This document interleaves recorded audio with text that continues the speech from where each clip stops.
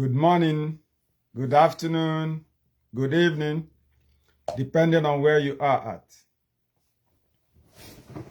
at. Before we start this discussion, I'll have to make it known that I am not in support of any form of violence, no matter who you are, be it a Christian, be it a Muslim. I am not in support of violence. This week, we've all seen a disturbing video of a young Nigerian Christian lady that was killed in northern Nigeria by some Muslim hoodlums for just expressing her opinion. The same way we condemn violence in every part of Nigeria is the same way we are going to condemn what has just happened. This is pure violence and should not be tolerated. It is so disappointing to even see those who are running for the office of president, somebody like Atiku Abubakar, who came out to display his displeasure about the current event, only for him to go back and delete what he has said just because his fellow Muslim brothers are angry with him. Nigerians, you can see now that Atiku Abubakar is not qualified to be a president. He has shown the kind of president that he is going to be. Not only Atiku Abubakar, any presidential candidate that cannot come out boldly to speak out against what has just happened is not worthy to be elected as a president of Nigeria. And Nigerians need to distance themselves from such candidates. The vice president. I'm so disappointed in the vice president. When there is violence in other parts of the country, for example in Southeast, even when each and every one of us condemn the current state of affairs in the Southeast, the vice president will come out, even without knowing the particular group who is responsible. He will come out on live TV to threaten how he is going to crush a particular, how his government is going to crush a particular group. Very disturbing and disappointing to see the vice president only to come out to say the death of Deborah is disturbing. Why can't he use the same language? The same language he will use for other parts of the country when there is violence. The vice president is not only the second citizen in the country, but he is also a pastor. And I want to say it here. What kind of pastor is Osibanjo? And what kind of church is it that still honor him as a pastor? Osibanjo is supposed to come out categorically to condemn and to call for the arrest of those responsible, and not to come out because he's running for president and start painting what has just happened. This is also the reason why he came out to tell Nigerians that he is, if elected as president, that he is going to do the same thing this current government is doing. And this is exactly, if he cannot condemn what has just happened, how can he be bold enough? Because what has just happened might just be an ice tip. How can he be able to condemn things that might be more than this? Osibanjo is not fit. He's not fit to be the president of Nigeria. And Nigerians need to distance themselves from Osibanjo. As a matter of fact, no matter the church he goes to, the church Osibanjo goes to should distance themselves from Osibanjo. He's no longer what he was before 2015 when he got into the government. And this also goes to all Southern politicians. If Atiku Abubakar and other Muslims who are in the government is standing by a mob that killed an innocent lady, and they cannot come out boldly to speak against it, none of them is fit to be the president of Nigeria. Because what the country is currently going through, nobody wants to go through it again. You can imagine if Deborah is your daughter, if she's your wife, if she's your sister, or if she is even your mother, how that family will be feeling right now. How can a lady be killed on broad daylight? The school authority could not save her. Security apparatus could not save her. Nobody could save her. She just died for nothing's sake, in the name of religion. And for those that are killing in the name of religion,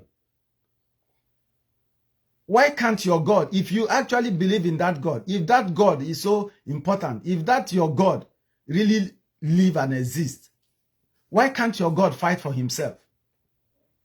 Why can't that God fight for himself? A God that cannot fight for himself is not worthy to be worshipped, no matter the kind of God.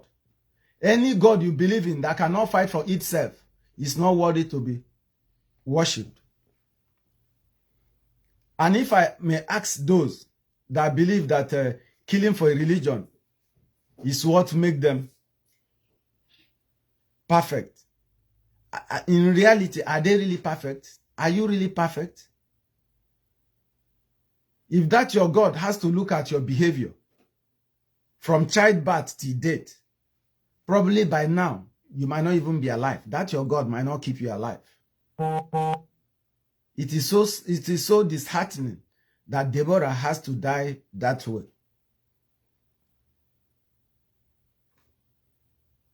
Well, to Deborah, I will say, may she rest in peace.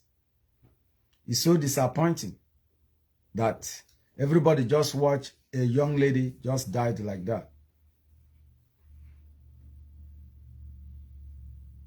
What kind of Nigeria are we talking about? Today we talk of one Nigeria. Is this a sign of one Nigeria? This is not a sign of one Nigeria. Everybody wants one Nigeria where everything will be inclusive. Everybody will be inclusive. Yes, everybody wants to be together. We all want to be together. But is this the way we are going to be together? Where one part of the country, we think they have monopoly to violence. The kind of disturbances, the kind of things that goes on in the north, half of it doesn't happen in any other part of the country.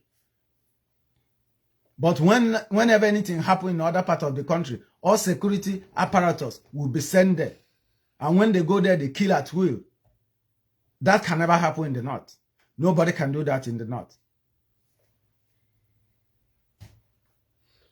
Any presidential candidate, and as a matter of fact, those moderating 2023 presidential election debate should include this in their moderation. They should be able to ask them this question. What are they going to do? What are they going to do when issues like this come out? When events like this come out, what are they going to do?